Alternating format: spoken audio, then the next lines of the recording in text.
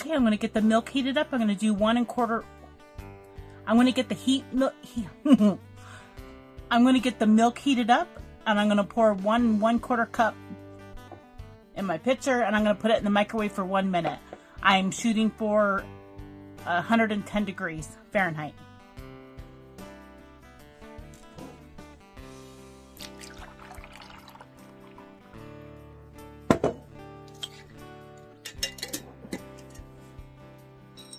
Alright, so my milk is at 110 degrees.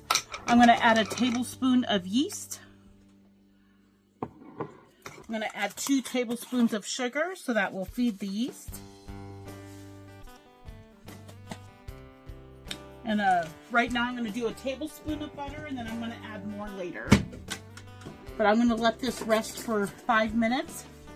And when it's bloomed, I'll add it to the 3 1/2 cups flour and 1 teaspoon of salt.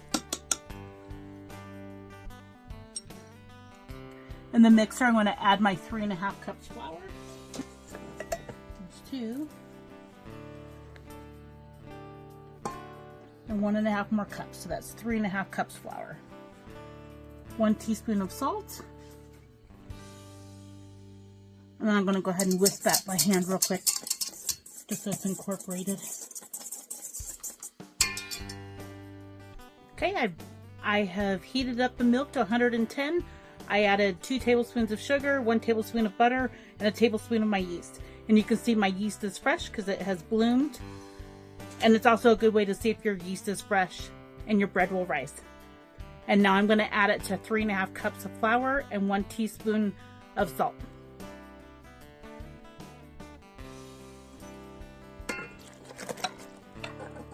And then I'm going to add 1 egg and 1 yolk. So I'm going to mix this until it comes together. Once it comes together, I'm going to knead it between 5 and 8 minutes. But I won't start my timer until it's together. And I'll be back once it's kneaded. The dough has come together, so I'm going to start my 5-minute timer for kneading. And right now, at the beginning of the knead, I'm going to add the 2 tablespoons of butter.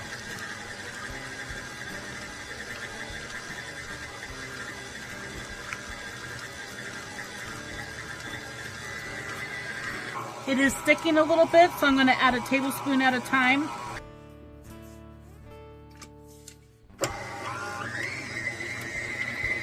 And I am going to go ahead and add 1 more tablespoon of flour. So always start with 3 1/2 cups as a guideline, and then you can always add more if you need it. Alright, it is still a little sticky. So that is 3 tablespoons that I have added, and I added 2 additional minutes to my kneading time. So we're at 7 minutes. Okay, so we were at 3 1/2 cups of flour. I added 3 extra tablespoons. It's not too bad. It's a little sticky, but it's not bad. So I'm going to go ahead and leave it, and then we're going to get this rising. So a little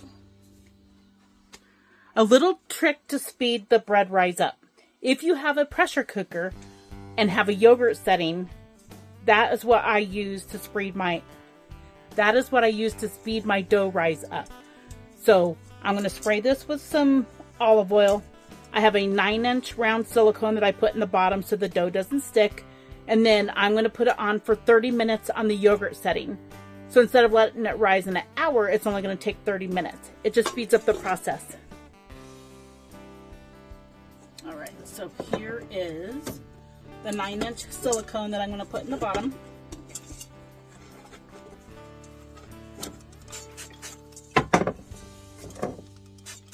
And I'm just going to spray the sides so the dough doesn't stick when it's rising.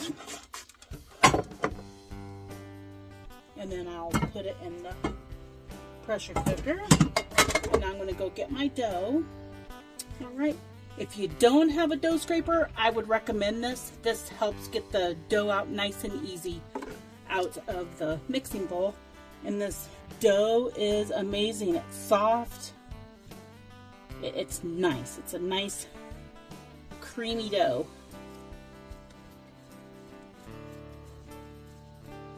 Doesn't feel too stiff, so not too much flour wasn't added. It's gonna be divine.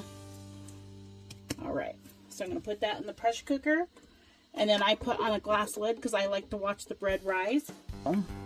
It is on the yogurt setting. I'm just gonna hit start, and then it's gonna count to the 30 minutes for me. And then I'm gonna go ahead and do a timer on my microwave too. So if I get busy and don't hear the pressure cooker go off, I'll still be alerted. I won't do the Alexa for everybody.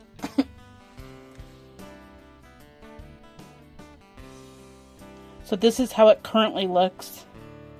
And I'll show you what it looks like after 30 minutes in the pressure cooker on the yogurt setting. And here is my brioche dough after 30 minutes.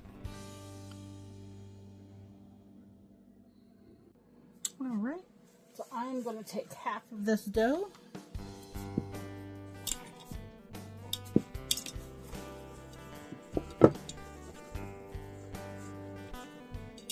You can see it's a nice soft dough. It's amazing.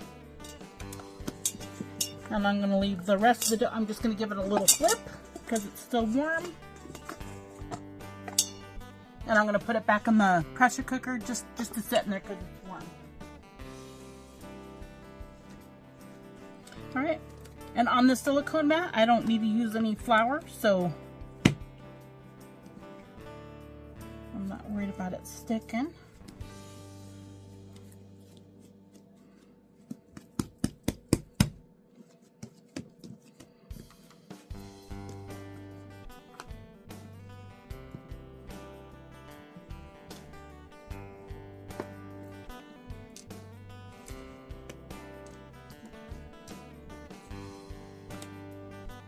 And I'm not weighing them. If you wanted to weigh them, you can. It feels kind of big to me.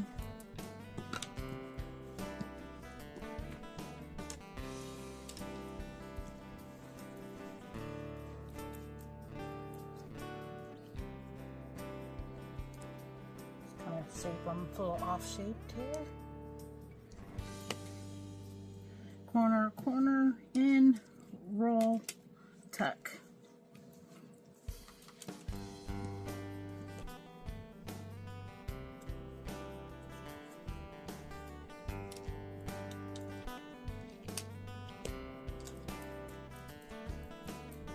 I'm just going to flatten these out just a little.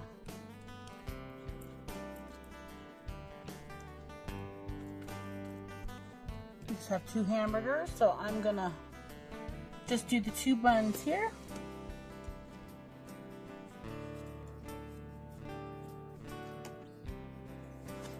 And now this is going to be a hot dog bun. Actually a bratwurst bun.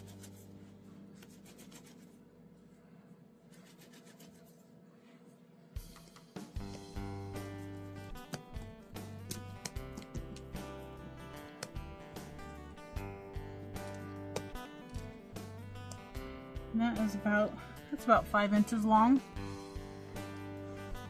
Alright. So I'm going to put this on top of the pressure cooker, and I need to go grab a lint-free towel to put across the top. But I'll let it rise here for another 30 minutes. You could put it in the oven right now, but I want to give it another rise because I have the time. Also, if you're going to have a party, I can show you a quick little appetizer that you can put out that is delicious that we are going to use with this homemade bread.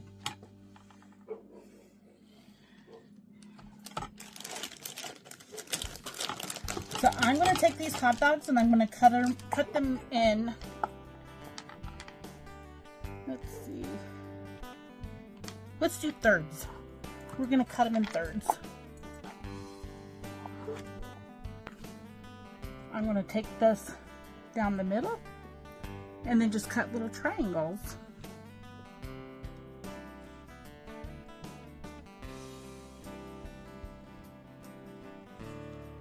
A little bit. And just like that, you have a little hot dog, a little croissant dog. Mustard on here. You could sprinkle it with cheese and then bake them. Isn't that so cute?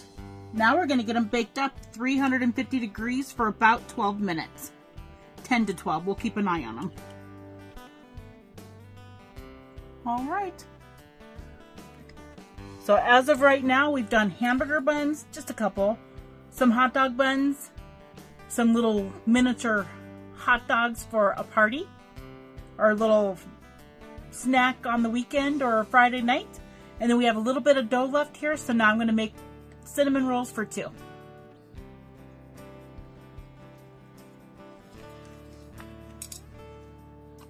I'm just going to roll that out here.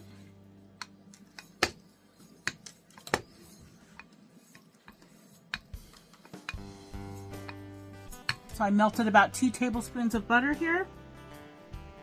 It's too cold in my house to have room temperature butter. A half a cup of sugar here. I'm kind of guessing.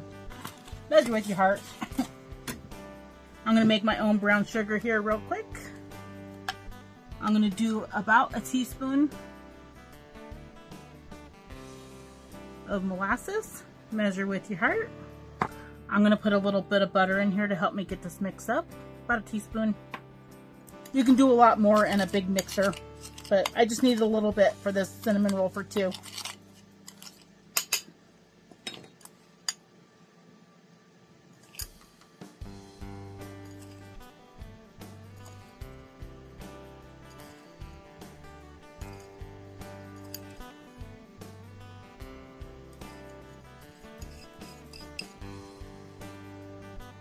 Sprinkle it with some cinnamon. Measure with your heart on how much you like here.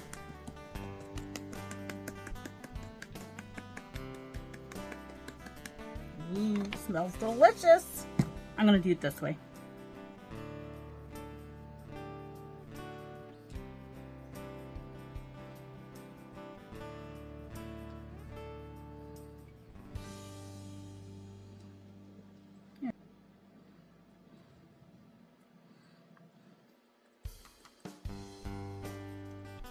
Make them 6. Go in half, third, and then third. And I like a serrated edge knife. It just cuts that dough real nice. These little tails right here, take it and tuck it underneath. Tuck it underneath.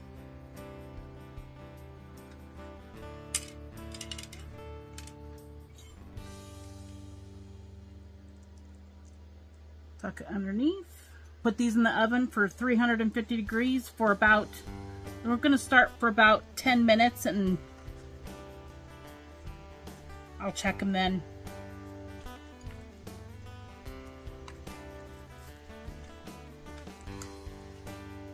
I am going to let these rise for about 20 minutes. All right, so these have risen for 30 minutes. And then that egg white that the brioche dough was 1 egg and 1 egg yolk. This is the egg white, and I just put a little splash of milk in it, about a teaspoon, and then I'm going to brush that over the buns.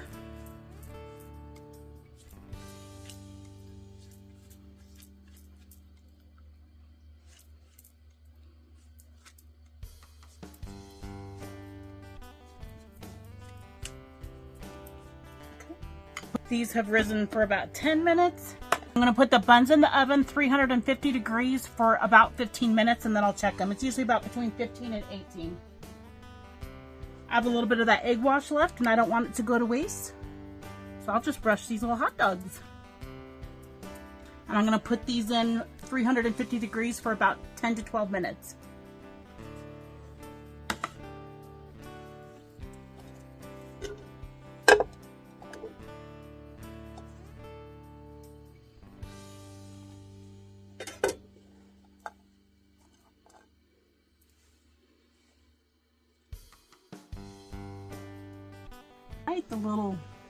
The little appetizer hot dogs are out of the oven. It took 12 minutes and I'm gonna put some garlic butter on them. Yum. Burger buns and the hot dog buns. Doesn't that look good?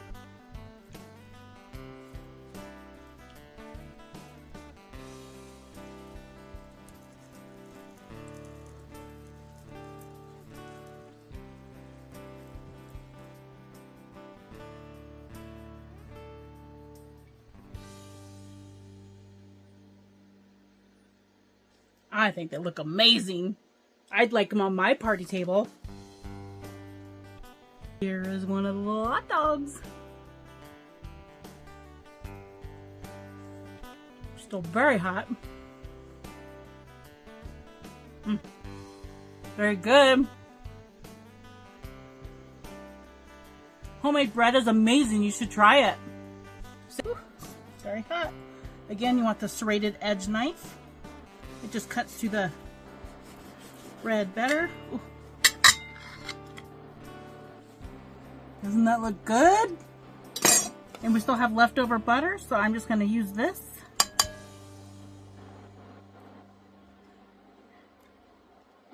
All right, and here's the bread toasted. I put some butter on it and then put it in the cast iron pan, and now it's ready for the hamburger. And then here are the cinnamon rolls. Had I had the right size pan, the goo would have stayed in the cinnamon roll. And I put these in for about 13 minutes.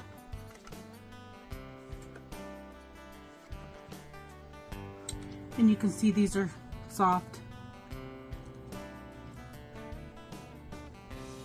Save yourself some money. And it's always best at home. Thanks for following me tonight, and thank you for spending your time with me, and God bless. Until the next one.